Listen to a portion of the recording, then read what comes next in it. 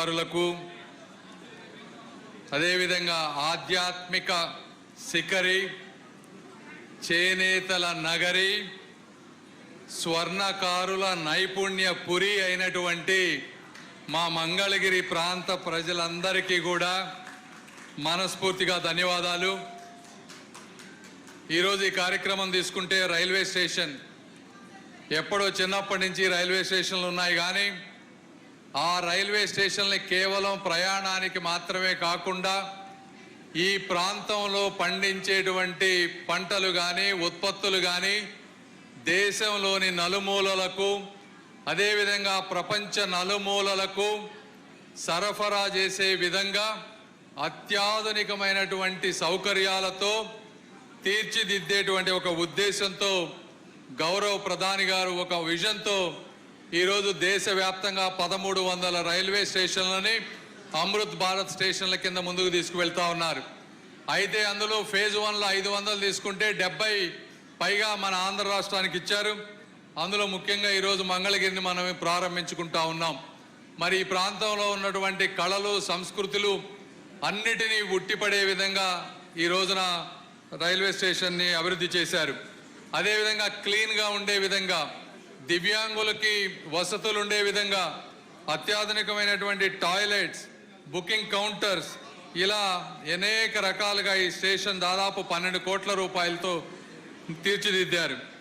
కాబట్టి ఈ విధంగా ఒక్క స్టేషన్లే కాకుండా దేశవ్యాప్తంగా ఈరోజు మీరు తీసుకుంటే 2014 సంవత్సరం ప్రధానమంత్రి మోదీ గారు రాకముందు ఈ దేశంలో రైల్వే బడ్జెట్ 40,000 కోట్ల రూపాయలుంటే ఈ రోజున ప్రతి సంవత్సరానికి 2,50,000 కోట్ల రూపాయలు రైల్వే బడ్జెట్ని తీసుకొచ్చారు. ఈ రోజున మన ఒక ఆంధ్రప్రదేశ్ తీసుకుంటే 2014లో 800 నుంచి 900 కోట్ల రూపాయలు ఉండేది.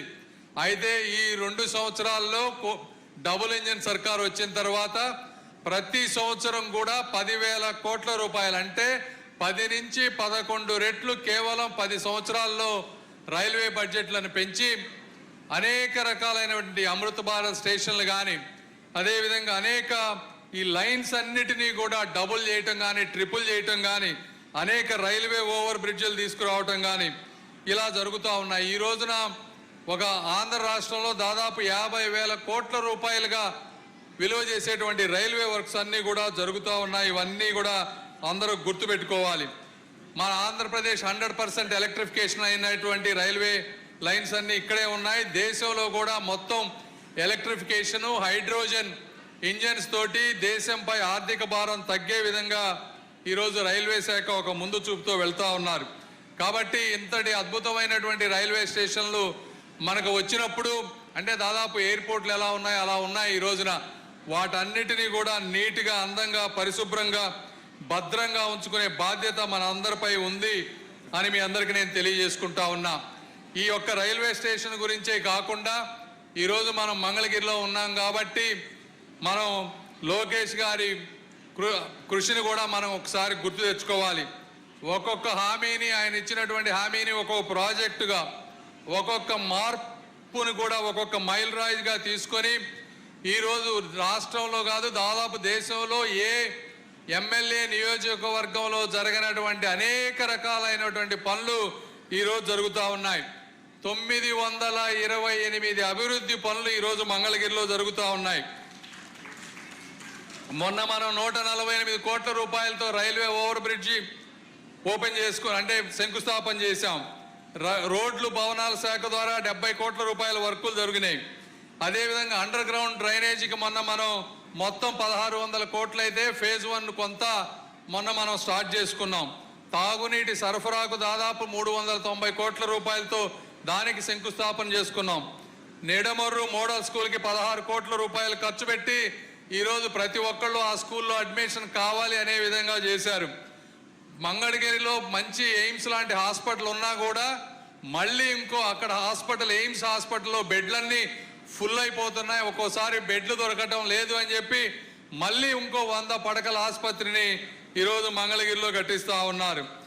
ఎక్కడా లేని విధంగా ఎన్నో సంవత్సరాలుగా ఆగిపోయిన దాదాపు 20,000 మంది కుటుంబాలకి ఇళ్ల పట్టాలన్నీ ఇచ్చి వాళ్ళ జీవితాల్లో వెలుగులు నింపారు. ఈ విధంగా ఒక మంగళగిరి నియోజకవర్గం ఈరోజు విద్యాశాఖను తీసుకుంటే అనేక రకాలైనటువంటి మార్పులు తీసుకువచ్చి గవర్నమెంట్ స్కూల్స్లో ప్రైవేట్ స్కూల్స్ నుంచి దాదాపుగా గత 20 సంవత్సరాల్లో మొట్టమొదటిసారి అనుకుంటా 1,00,000 మంది విద్యార్థులు ప్రైవేట్ స్కూల్స్ నుంచి గవర్నమెంట్ స్కూల్స్కి వచ్చారు అంటే అది కాకతీయంగా జరిగినటువంటి పని కాదు. ఈరోజు నారా లోకేష్ గారి కృషి ఎంతైనా ఉంది. అదేవిధంగా రాష్ట్రం మొత్తంలో అనేక రకాలైనటువంటి పెట్టుబడులు రష్యా వెళ్ళటం కానీ, కొరియా వెళ్ళటం కానీ, ఎక్కడ అవకాశాలు ఉంటే అక్కడికి వెతుక్కుంటూ వెళ్ళటం. ఈ రోజు మీరు చూస్తే దాదాపు 340 పైగా ప్రాజెక్టులు 10 లక్షల కోట్ల పైగా పెట్టుబడులు ఈరోజు మనకు వచ్చాయి.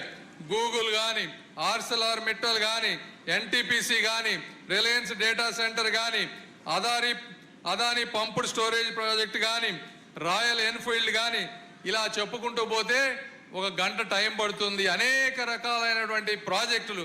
ఇక్కడ చాలా మంది పిల్లలు ఉన్నారు.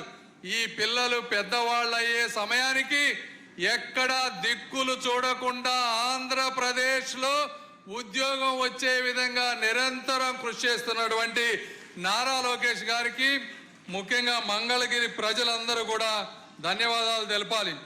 అదేవిధంగా నేను ఇందాక మర్చిపోయా, సిఎస్ఆర్ ఫండ్స్తో చక్కటి కమ్యూనిటీ హాల్స్ కడతా ఉన్నారు. అదేవిధంగా డిజిటల్ లైబ్రరీలు కడతా ఉన్నారు. ఇలా వైకుంఠ మహాప్రస్థానం ఆధునీకరించారు. ఇలా ఒక ప్రాంతానికి పార్కులు ఎన్ని రకాలుగా ప్రజలకు మేలు చేయాలో అన్ని రకాలుగా ఈ రోజున ప్రజలకు మేలు జరుగుతుందని తెలుపుకుంటూ, సమయం తక్కువగా ఉంది కాబట్టి ఎక్కువ మాట్లాడలేకపోతా ఉన్నాను. ప్రతి రంగంలోనూ ఈ రోజున డబుల్ ఇంజన్ సర్కార్తో ప్రతి ప్రాంతంలో కూడా విద్య నుంచి వైద్యం వరకు, ఉపాధి నుంచి పరిశ్రమల వరకు, ఆర్ఓబీల నుంచి రోడ్ల నిర్మాణం వరకు, కమ్యూనిటీ హాల్స్ నుంచి క్రికెట్ స్టేడియంల వరకు, అండర్ గ్రౌండ్ డ్రైనేజీల నుంచి ఇళ్ల పట్టాల వరకు అభివృద్ధి జరుగుతుంది. ఈ అభివృద్ధి ఎప్పుడూ జరగలేదు అని మీరందరూ గుర్తుపెట్టుకోవాలి. గుర్తుపెట్టుకొని మొన్న 90,000 ఇచ్చారు మెజారిటీ. ఈసారి దానికంటే కూడా పెరగాలని మనస్ఫూర్తిగా కోరుకుంటూ మరొకసారి మీ అందరికీ ధన్యవాదాలు తెలుపుకుంటూ సెలవు తీసుకుంటున్నాను. జై హింద్.